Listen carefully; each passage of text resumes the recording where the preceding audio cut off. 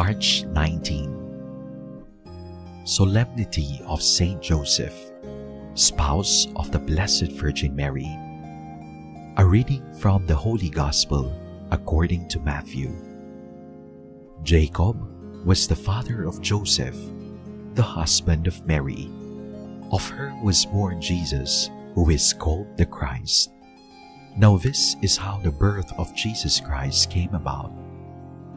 When his mother Mary was betrothed to Joseph, but before they lived together, she was found with child through the Holy Spirit. Joseph, her husband, since he was a righteous man, yet unwilling to expose her to shame, decided to divorce her quietly.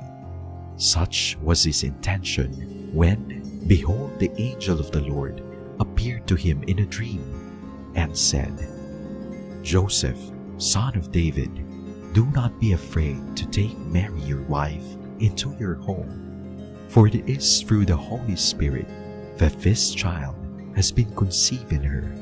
She will bear a son, and you are to name him Jesus, because he will save his people from their sins.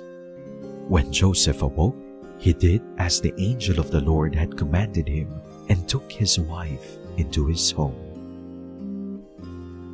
The Gospel of the Lord. He did as the angel of the Lord had commanded him. In the Gospel of Luke, the angel of the Lord appears to Mary.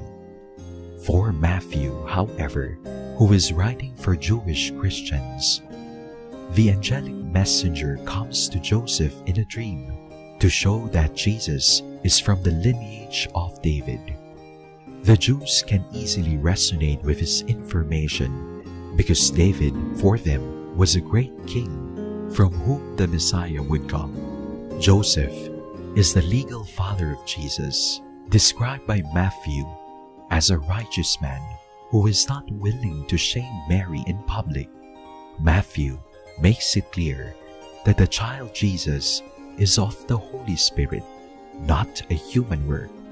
It is the fulfillment of what Isaiah wrote, "The virgin shall be with child and bear a son, and they shall name him Emmanuel," which means God is with us. There is not a single word of Joseph recorded in the Gospels.